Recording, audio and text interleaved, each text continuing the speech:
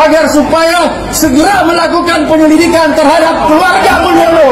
Karena kita tahu persis kalau keluarga Mulyono atau Pak Jokowi tidak diadili, maka saya sangat yakin bahwa presiden-presiden selanjutnya akan melakukan pelanggaran-pelanggaran hukum seperti yang dilakukan Jokowi. Oleh karena itu sekali lagi saya ingin mengingatkan kita semua, setelah tanggal 20 mari kita geruduk KPK dan kantor kepolisian untuk mengingatkan bahwa segera melakukan penyelidikan terhadap Jokowi. Siap? Adili. Menurut saya menghimbau teman saya Pak Jokowi ya supaya mungkin lebih elok, lebih arif, memberi contoh kepada masyarakat supaya tidak melanjutkan laporannya, supaya orang tetap bangga terhadap sikap Pak Jokowi. Karena apa? Guys. Mantan pimpinan yang bisa diingat itu ada legasinya. Kalau Pak Jokowi membuat atau meninggalkan legasi yang bagus, maka diingat.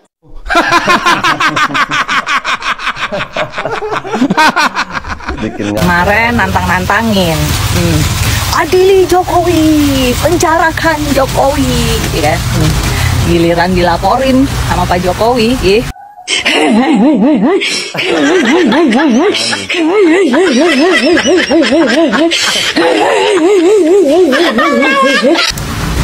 Seperti biasa, lagu lama merasa dibungkam dan dikriminalisasi. Menurut saya menghimbau teman saya Pak Jokowi ya supaya mungkin lebih elok, lebih arif, memberi contoh kepada masyarakat supaya tidak melanjutkan laporannya. Orang sabar tuh ya ada batasnya. Jangan mentang-mentang diam, kalian mau-maunya, ya? Sekarang nikmati saya, nikmati. Adili Jokowi.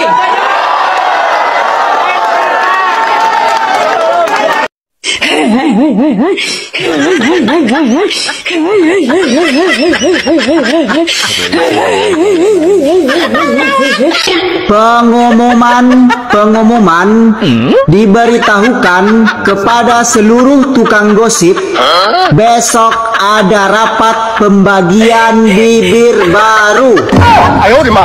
Sekian, terima kasih.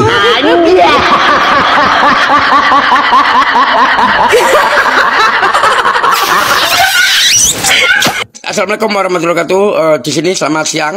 Saya Heri Sweke dari Grobogan, Jawa Tengah atau Purwodadi. Saya di sini surat terbuka buat Saudara Amin Ketek atau Amin Rais, Saudara Roy Panci, Roy Kontol,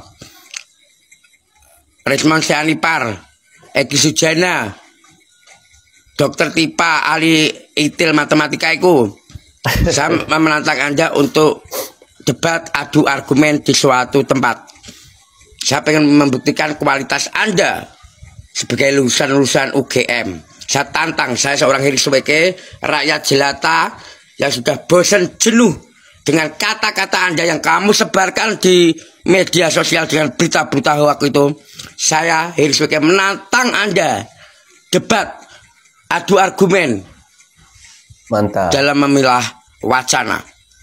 Jangan mentang-mentang kamu pintar lulusan UGM terus membuat berita-berita yang nggak benar, membuat kegaduhan, membuat huru-hara. Kalau emang kamu benar-benar lulusan UGM atau lulusan apapun, buktikan kualitas dan kemampuan kamu, bukan cuma cocotmu dan congormu yang asal jeplak. Ya, saya tidak akan gentar melawan lulusan-lulusan tertinggi kalau emang etika attitude kamu nggak ada semua. Kamu berilmu, pinter, tapi tak berotak. Betul. Ini saya siap untuk melayani tantangan kalian-kalian semua. Kalau perlu semua kumpulin laman 1 Heri Sweke. Ya, laman Heri Sweke, perwakilan dari rakyat Indonesia semua. Kalau kamu keluar-keluar mengatasnamakan nama rakyat yang mana kamu mengatasnamakan? Yang mana? Yang Konoha. Ya, Konoha, yang perindavan itu. Ya, kamu itu asal jeplak kalau nyangkem nyongor. Ya, tak tunggu untuk menjelaskan klarifikasinya. Salam sehat, salam seduluran semuanya untuk warga masyarakat Indonesia. Bersatu kita teguh, bercerai kita runtuh. Ingat, persatuan adalah kunci utama menuju kesuksesan dan kemakmuran bangsa Indonesia. Bersama slogannya, amin. Pak Jokowi tetap selalu di hati. Sini kalian yang menuduh ijazah palsu, para penggugat ijazah palsu, sini kalian ya.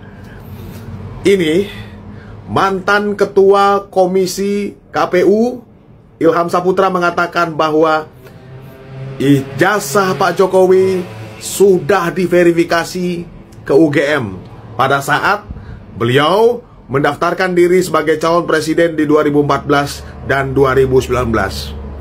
Panik nggak tuh? Nggak mungkin kalau nggak ada verifikasi, nggak ada pengecekan. Iya. Ya? Dan Pak Jokowi itu sudah lama mencalonkan diri.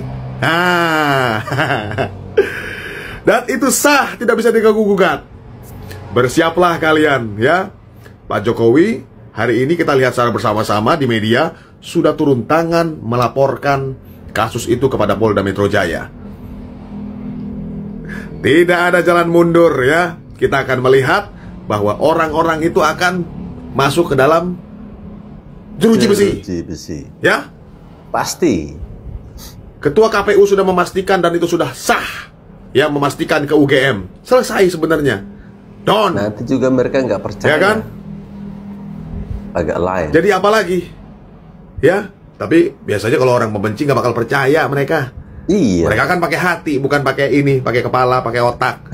Segelas Roy Surga, pakar telematika yang terkenal akhirnya terjebak dengan kata-katanya sendiri. Pak Roy ini bilang kalau misalnya ijazah yang kemarin dianalisis adalah tidak benar, maka orang yang katanya memposting pertama kalinya adalah penyebar hoaxnya. Pak Roy ini sebenarnya punya dendam apa sama Pak Jokowi? Dan akhirnya setelah nama Anda mencuat diduga termasuk yang dilaporkan Pak Jokowi, barulah Anda mengatakan hal tersebut. Kita bandingkan, kalau itu ternyata yang kemarin dianalisis juga oleh saya dan Dr. Respon, itu tidak benar. Orang itu yang pernah memposting dan katanya asli itu, katanya dia dapat dari Pak Jokowi itu penyebar hoaxnya. Tapi ada beberapa poin yang bisa kita tangkap dari kalimat ini. Yang pertama, berarti selama ini Pak Roy juga tidak yakin akan kebenaran analisanya. Tapi karena diduga saking tidak sukanya dengan Pak Jokowi secara personal, Pak Roy meyakinkan diri untuk meyakinkan orang lain bahwa apa yang dianalisis itu sudah benar. Kedua, sekelas pakar analisis kenapa begitu mudah mempercayai informasi dari orang lain yang bahkan Pak Roy tidak berani menyebutkan siapa yang diduga penyebar hoax foto soft copy ijazah Pak Jokowi pertama kali. Artinya kalau Pak Roy segegabah ini dalam mempercayai informasi, gimana kita mau mempercayai lagi dengan segala informasi dari Pak Roy? Ketiga, Pak Roy sepertinya sudah diduga menggunakan taktik lempar batu sembunyi tangan. Jelas banget kelihatan bahwa usaha mengarahkan kesalahan ke yang katanya pertama kali yang ngeblow up ijazah palsu Jokowi itu bukanlah dirinya, melainkan ya seorang yang tidak diketahui orangnya sampai sekarang. Sebegitu inginnya pergi dari masalah, padahal Pak Roy yang membakar masalah ini. Yang keempat, dari sini aja masyarakat sudah bisa menilai dan menangkap informasi bahwa isu ijazah palsu Jokowi ini diduga memang disengaja dijadikan headline news untuk memfitnah Pak Jokowi. Yang dimana hal ini sangat masuk akal jika diangkat oleh pembenci karena melihat latar belakang beliau yang sangat sederhana. Fitnah membuat ilustrasi kejam agar supaya setidaknya memberikan sedikit keraguan masyarakat terhadap Pak Jokowi. Tapi akhirnya Tuhan tidak pernah tidur dan sebentar lagi akan menunjukkan kedahsyatannya. Sehat-sehat terus Pak Jokowi. Terima kasih sudah menjadi pemimpin yang baik untuk kami. Science ya. Kenapa? Karena ini adalah aib dari negara kita. Jumpa lagi bersama Tipa. Kali ini Tipa sedang panik. Panik ya? Karena apa? Karena panik sudah dilaporkan Bapak Jokowi. Tipa, panik kan kau? Ya panik lah, kau nggak panik kau. Nggak bisa makan, nggak bisa tidur kau kan. Sekarang Tipa mengarang cerita, meminta pemerintah untuk ikut andil dalam kasus yang menimpa Tipa. Kata Tipa, jadi sebetulnya begini ya, ini kan ada dua domain terkait dengan ijazah ini. Domain pertama adalah domain hukum, ada fakultasnya sendiri yaitu ruang pengadilan. Domain kedua ya ada domain ilmiah, di mana kami ada di situ. Kata Tipa, sekarang kami para akademisi, orang-orang peneliti seperti ini di apa namanya istilahnya, kata Tipa, dilaporkanlah gitu ya, kata Tipa, dilaporkan. Maka disinilah saya mengimbau. Memangnya kau siapa mau mengimbau? Kata Tipa, karena saya yakin juga pemerintah sebetulnya Tipa udah susah berbicara. Kata Tipa, sudah kami gitu, nggak tahu lah apa kata Tipa. Kata Tipa, maka kami ya sampaikan di sini bahwa pemerintah harus hadir. Kenapa pemerintah harus hadir? Kemarin waktu kau mau mengecek keaslian ijazah Pak Jokowi, adakah kau melibatkan pemerintah? Kan nggak ada. Suka-suka kau aja. Habis itu kemarin waktu kau mencemarkan nama baik Bapak Joko Widodo dengan tuduhan ijazah palsu, apakah kau mengikutkan pemerintah? Kan enggak. Kenapa sekarang kau minta pula pemerintah untuk untuk hadir? Ya nggak bisa. Kalau kau mau melibatkan pemerintah, harusnya kemarin sebelum kau memfitnah Bapak Joko Widodo, kau libatkan pemerintah. Pergi ke KPU, cek kebenarannya, itu baru boleh. Kata Tipa lagi, selesaikan ini secara beyond law, ya kan? Beyond sign, kata dia. Kenapa? Karena ini adalah aib dari negara kita. Aib dari negara kita. Kalian yang membuat aib negara kita ini, yang memfitnah mantan presiden ijazahnya palsu. Kau yang buat aib sama keluarga, sama kawan-kawan kau itu. Kata Tipa, ini adalah aib catatan sejarah yang sangat buruk bagi negara kita. Betul, ini adalah catatan ya sejarah yang sangat buruk. Ada sekelompok orang penyakit hati menuduh ya memfitnah mantan presidennya ijazahnya palsu. Kata Tipa lagi, maka pemerintah harus hadir di sini menyelesaikan dengan baik, dengan arif dan bijaksana. Oh, nggak bisa. Urusannya tetap ke pengadilan. Pemerintah tak masuk campur. Ini urusan kalian, kelompok kau yang tukang fitnah. Kata Tipa lagi, saya punya usulan, tetapi mungkin sebaiknya nanti akan saya sampaikan langsung kepada pemerintah. Sekali aku bilang sama kau, pemerintah tidak masuk campur atas perbuatan keji yang kau lakukan. Kata dia, bagaimana win-win solution? Oh, nggak ada win-win solution. Udah cukup lama Pak Jokowi membiarkan kalian ya supaya kalian sadar. Setelah Pak Jokowi melaporkan, kau minta win-win solution. Enak kali kau. Bapak Joko Widodo, tidak ada yang namanya win-win solution. Ya, mereka sudah bersalah, sudah memfitnah Bapak, merendahkan harga diri Bapak. Jadi tidak ada yang namanya win-win solution. Sekali lagi Bapak Joko Widodo, saya pribadi sebagai pecinta Bapak, ya, jangan pernah mau adanya win-win solution. Betul. Kata dia, yang tidak saja super cerdas, tetapi juga super arif dan super bijaksana. Ini bukan super cerdas, super arif, super bijaksana. Ini super mengakal-akali. Superman. Oh, udah jelas bersalah, habis itu kau mengakal-ngakali, minta win-win solution. Enak kali kau. Enggak jelas ya. Makanya sebelum bertindak itu pikir dulu. Mana mau mikir? Tak ada kata win-win solution. Sudah ya, sudah super arif, super bijaksana, super cerdas lah Bapak Jokowi mengangkat kalian semua ke ranah hukum. Ada setipan lagi. Ya, jadi pemerintah harus hadir. Dan kita sama-sama harus berdiskusi untuk mencari langkah apapun yang terbaik. Oh, nggak bisa. Nggak ada lagi langkah terbaik. Langkah terbaik adalah memproses secara hukum. Kata dia lagi kan, itu yang bisa saya sampaikan. Pesong nggak udah. Nggak ada lagi ceritanya win-win solution. Terus kata Tipa, sebagai seorang yang berkecimpung dalam dunia ilmiah, kau kalau berkecimpung dalam dunia ilmiah, mengapa ijazah Pak Jokowi yang kau bahas? Tadi tetapi kalau orang hukum mungkin beda lagi tuntutan hukumnya. Ya jelas lah, ini udah masuk ranah hukum. Kata Tipa, kalau saya bagaimana kita bisa menyelesaikan ini tanpa mencederai, tanpa merusak sejarah Indonesia? Enak kali muncung gua tuh, ya kan?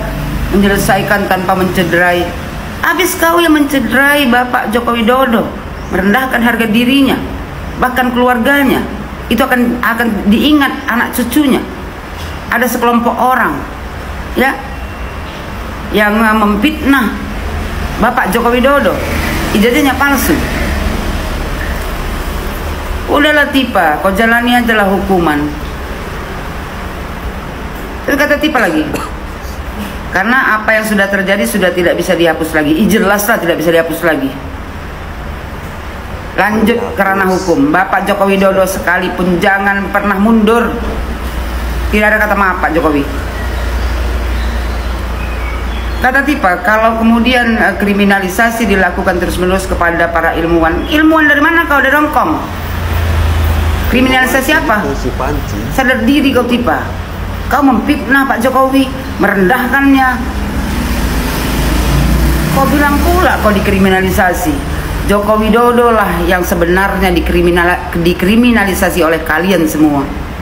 Betul. Kata dia, dengan ilmu dan teknologi mau memberangus dengan cara apa tidak bisa. Apa pula kau? Alasan kau ilmiah lah, ya kan? Teknologi lah. Bengak dan kau pelihara, kau bilang, kau buang. Terus katanya lagi, jadi itu yang saya tekankan betul kepada pemerintah. Karena ini kita perang bukan soal hukum, bukan soal sains. Ini beyond hukum. Ini klan ini ya kan perang kebencian. Momen inilah pemerintah harus hadir. Pemerintah tidak perlu hadir. Ya, biar berjalan, biar pengadilan yang menentukan. Mudah-mudahan kau dihukum seberat-beratnya biar ada efek jerat. Tidak gampang kali muncung kau tuh memfitnah orang lain. Juga pemohon juga ikut sertanya DPD itu kan mengawal. Lu dari sini aja udah bisa nilai. Apalagi kalau kita melihat kemarin-kemarin ya banyak sekali statementnya. Abraham Samad ngomong ke media, Jokowi cabut aja laporannya gitu. Terus kemarin ada yang lagi yang ngomong kepada Presiden Prabowo, ini kan anak bangsa dipecah belah, gak boleh diadu domba, gak boleh seperti itu ya. Mereka yang ngomong. Sekarang datang ke DPD bilangnya apa? Ikut mengawal, ikut mengawal. Lulu pada yang mempertanyakan. Gue kesal sebenarnya ya. Lulu pada yang kemarin teriak dengan lantang di media-media yang lu punya mempertanyakan ijazah. Sekarang Jokowi melaporkan, kenapa lu pada takut? Katanya lu punya bukti. Katanya lu paling benar. Kenapa sekarang kok pada melempem? Gak ada kelihatan garangnya. Kemana nih garangnya? Kemarin pada garang bener. Sekarang pada minta ini, minta itu. Aduh. Gua kira selantang ketika mereka berbicara gitu maksud gua. Sekarang kok jadi melempem begini, nggak pernah teriak-teriak lagi. Gua kangen denger teriakan lu pada gitu ya, menggunakan media-media yang kalian punya. Kemarin sering banget tuh Jokowi, apalagi agak-agak ini. Kalau misalkan bisa Jokowi itu, sekarang lemah. Aduh. Kalau lu punya bukti harusnya gak usah takut, gak usah bilang ke DPD ikut mengawal lah, membuat statement yang menurut gua itu malah blunder. Aduh, gak perlu takut kalau lu punya bukti ya, bener gak? Iya kak. Kalau cuma didatangi orang kan minta ijazahnya, saya minta skripsinya untuk apa? Kalau saya nggak boleh, saya lihat di TikTok. Seakan-akan apa? Mahfud MD sekarang sudah berubah, gitu. Sudah mendukung Pak Jokowi. Dia mengatakan bahwa kalau ijazahnya Pak Jokowi palsu, keputusannya tidak batal. Lah iyalah, bukan karena mendukung, memang begitu. Coba teori apa yang bisa menyatakan itu? Kecuali pidana ya. Kalau pidana personal, bukan pada keputusan ketatannegaraannya. Iya, orang-orang itu. Yang saya katakan begini, ada yang tanya juga, Pak Mahfud, Anda kok nggak ikut nih, ikut dalam gerakan menggugat ijazahnya Pak Jokowi? Saya nggak punya kepentingan. Apa? Pak Mahfud bodoh. Kepentingan saya nggak ada. Makanya itu ditolak oleh pengadilan tuh, bukan karena pengadilannya salah. Ini mari saya jelaskan, biar nanti saudara kalau mencari celah ngatur pelanggaran presiden yang terlanjur terjadi itu di undang-undang kepresidenan mau diatur bagaimana? Saya dengar paper yang masuk sudah banyak, coba nanti dipilih betul. Itu begini, yang gugat ijazahnya Jokowi ini pertama masuk ke gugatan peradilan perdata. Ya sudahlah, keabsahan ijazah kok digugat ke pengadilan perdata, pengadilan bilang bukan wewenang saya. Jadi benar pengadilan itu bilang, NO saya tidak dapat menerima ini karena bukan wewenang. Tugas pengadilan itu bukan mencabut ijazah. Terus siapa dong? Lagi pula, kalau perdata itu ya seperti teorinya perdata itu yang menimbulkan hak dan kewajiban. Orang bisa melakukan gugatan perdata kalau ada perjanjian kontrak di antara kedua pihak di mana yang satu tidak memenuhi syarat. Loh, kapan Pak Jokowi melakukan kontrak dengan orang yang menggugat itu? Mewakili siapa dia? Iya kan? Pengadilan begitu. Saya tidak membela Pak Jokowi, tidak juga membela pengadilan. Benar ya, justru kalau dia memutus salah pengadilan negeri itu. Terus kemana dong? Nggak ada kok. Pihak yang dirugikan siapa secara perdata? Siapa yang perdata itu kan pribadi dan badan hukum privat. Oh kalau gitu pindah ke PT UN. PT UN juga menyatakan tidak bisa menerima. Kenapa? Kalau saya dinyatakan mencabut ijazah tidak sah, seharusnya Anda minta kalau mencabut ijazah itu minta ke UGM. Iya, karena UGM yang menerbitkan, masa PT UN. Dan lagi pula apa rugimu secara ketatanegaraan, ketatausahaan negaraan? Pencabutan itu minta ke UGM, mau UGM yang mengeluarkan. Kok saya disuruh menyatakan tidak sah? Kalau Kalimantan suruh nyatakan tidak sah, pasti NO dong. Kalau mungkin minta agar pengadilan memerintahkan UGM untuk mencabut itu jadi perkara, pihaknya jadi UGM. Maka saya bilang, Pak UGM nggak usah melibatkan diri lah, apa buang-buang waktu begitu. Dan orang tidak berwenang juga. Lembaga hukum perdata privat, kelompok orang datang ke UGM memaksa saya meminta lihat ijazahnya Pak Jokowi, nggak bisa. Kalau begitu setiap orang bisa datang ke sana minta melihat ijazahnya Pak Mahfud. Gitu. Misalnya, saudara nulis nih kayak ini. Profesor Dr. Muhammad Mahfud MD SHSU, benar. Tapi sekarang yang beredar Profesor Dr. Muhammad Mahfud MD SHSU MIP. Yang di kepres yang terakhir itu ada MIP-nya. Saya tidak pernah mengusulkan nama MIP itu, tapi saya tahu kira-kira orang yang membuat kepres ini tahu bahwa saya punya gelar MIP dari UGM. Tetapi MIP itu sudah ditulis di SU itu, karena saya lulus UGM S2 itu. Waktu itu lulus tahun 87 itu gelar S2 UGM namanya SU, Sarjana Utama. Sesudah itu ganti MA, Magister Artium. Sesudah itu berubah Magister Ilmu Politik, Magister Ilmu Hukum, Magister Ilmu Teknik, kayak gitu-gitu. Sebenarnya SU itu sudah mewakili MIP. Kalau orang lalu minta kemarin cabut, saya tidak masang sendiri, saya tidak tahu. Mungkin pada waktu itu yang ngetik kepres saya itu Pak Pratikno, karena saya lulusan di sekolahnya Pak Pratikno, atau Pak Ari Bipayana. Nah, sebab itu sekarang saya katakan, kalau gitu masuk ke pidana. Nah, kalau ke pidana, itu kan masuk ke pidana. Malah yang dihukum orang yang menyebarkan berita bahwa ijazahnya palsu. Dihukum bener, ya dihukum, masuk penjara 2 orang. Karena apa? Dianggap menyebarkan berita bohong. Sekarang masih di penjara, belum keluar. Malah yang punya ijazahnya tidak dipersoalkan. Sekarang jalurnya sudah masuk, tinggal politisnya bisa enggak? Karena yang dilaporkan sekarang, ya, yang dilaporkan sekarang itu adalah pemilik ijazah dan sudah dilaporkan ke Bareskrim. Nah kalau itu arahnya udah tepat, tinggal hukumnya nanti dinilai benar apa tidak. Itu palsu. Nah kalau gitu UGM boleh hadir, dipanggil pengadilan. Kalau cuma didatangi orang kan minta ijazahnya, saya minta skripsinya untuk apa? Kalau saya nggak boleh. Sudah benar tuh UGM.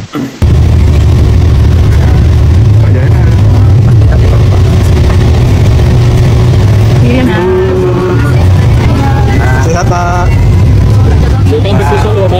Datang di kota dulu Pak. Terkait tanggapan ijazah itu kan dinilai kriminalisasi peneliti Pak. Laporan Bapak dinilai. Apa Pak tanggapannya? Ya ini kan bukan objek penelitian, kan sudah menghina saya sehina-hinanya, sudah menuduh ijazah itu ijazah palsu, sudah merendahkan saya serendah-rendahnya. Ya nanti dibuktikan lewat proses hukum, nanti akan kita lihat di proses di pengadilan seperti apa. Artinya kalau untuk pelaporan itu bisa untuk peringatan ke pihak lain gitu nggak Pak? Nanti akan menjadi pembelajaran kita semuanya. Dan menurut saya hari ini dalam tantangan global yang sangat berat, yang diperlukan negara kita adalah sekarang ini komplak, saling berangkulan, menjaga persatuan kesatuan, terutama elit-elit dan seluruh masyarakat, agar tantangan berat yang dihadapi semua negara yang kita hadapi itu bisa kita selesaikan. Bukan hal yang mudah sekarang. Ya teman-teman, itu tadi pernyataan Pak D ya, Bapak kita, Bapak Jokowi terkait dengan ijazah. Beliau katakan bahwa ya sudah merendahkan saya serendah-rendahnya. Nanti kita buktikan lewat proses hukum. Memang betul. Selama ini kita melihat komplotan Roy Suryo ya bersama dengan orang-orang di belakangnya, teriaknya itu sangat kencang. Ya, bahkan ada seorang aki-aki katakan, tangkap Jokowi, adili Jokowi, penjarakan Jokowi. Ya, sekarang ketika Bapak Jokowi sudah resmi melaporkan mereka ke Polda Metro Jaya, apa yang mereka lakukan? Klarifikasi ke sana, klarifikasi ke sini, minta bantuan ke sana, minta bantuan ke sini. Mulai ketakutan. Ya. Bahkan Roy Suryo minta pertolongan ke pemerintah. Si Tifa juga sama. Ada si aki-aki yang satu tadi datang ke DPD, minta bantuan untuk mengawal kasus ini. Ya, kalian yang buat masalah. Sekarang kalian takut sendiri. Kalian berteriak-teriak. Apa kalian ini nggak punya kerjaan? Sehingga tiap hari sibuk saja ngurusin ijazahnya Bapak Jokowi. Ya, hanya ada di negeri kita ini. Ya, hanya ada di Indonesia ini orang-orang ngurusin hal yang ya menurut saya tidak seharusnya diurusin. Ngurusin ijazahnya orang. Ya. Kalau teman-teman menyimak pernyataan dari Prof. Mahfud MD tadi masuk akal. Tidak ada kewenangan bagi seorang Jokowi untuk menunjukkan ijazahnya kepada mereka.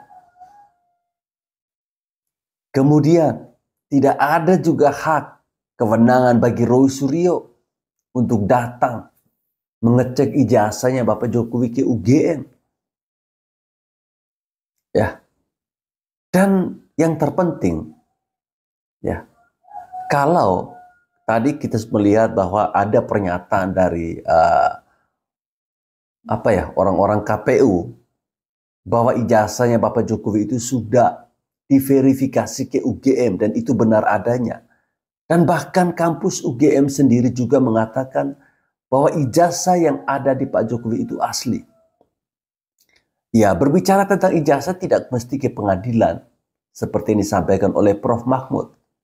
Ya, cukup datang saja ke kampus di mana tempat Bapak Jokowi mengambil pendidikan. Ya, di mana tempat Bapak Jokowi berkuliah. Sesimpel itu. Kemudian ada yang mengatakan bahwa apa sih susahnya bagi Bapak Jokowi tinggal tunjukin ijazah aslinya. Hei, kalian-kalian yang berpikir seperti itu kalian bodoh. Ijazah itu privasi. Ya, bukan barang umum yang harus dipamer-pamerkan. Ya, apalagi menunjukkan kepada si Roy Suryo. Yang dimana sekarang mulai ketakutan, mulai lempar batu sembunyi tangan. Ya, dia katakan bahwa ya kalau memang ijazah yang kami teliti itu bukan ijazah aslinya Bapak Jokowi, berarti orang yang harus dihukum adalah orang yang menyebarkan ijazah itu. Masa manusia sekelas Roy Suryo ini mudah sekali percaya dengan hal remeh-temeh seperti itu? Ketika orang mengupload ijazah itu dengan caption ijazah asli Jokowi, dia langsung mengambil tindakan untuk meneliti. Bukannya datang ke UGM, bukannya datang ke Pak Jokowi, bukannya datang ke KPU, malah langsung mengambil langkah meneliti. Dan dengan keyakinan 100% dia menyampaikan bahwa 99,99% ijazahnya Pak Jokowi itu palsu. Sekarang apa? Mulai ketakutan ketika Bapak Jokowi mulai bertindak, semuanya pada panik.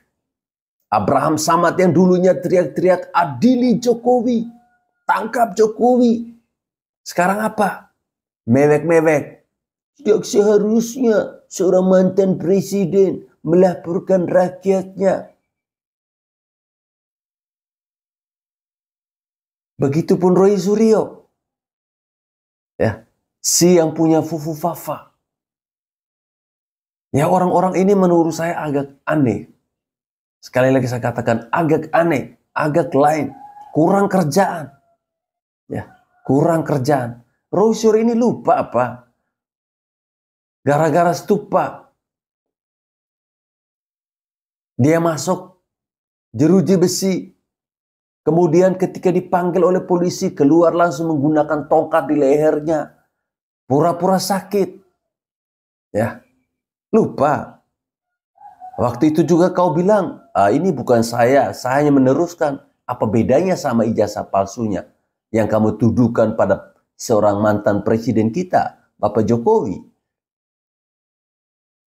Kalian dibayar berapa sih oleh antek-antek asing ini? Saya heran kenapa dulu SBY bisa memilih si Roy Suryo ini jadi Menteri Pemuda dan Olahraga. Ya, menteri yang menurut informasi itu setelah jabatan ini selesai, pikul semua panci-panci yang ada di Kemenpora.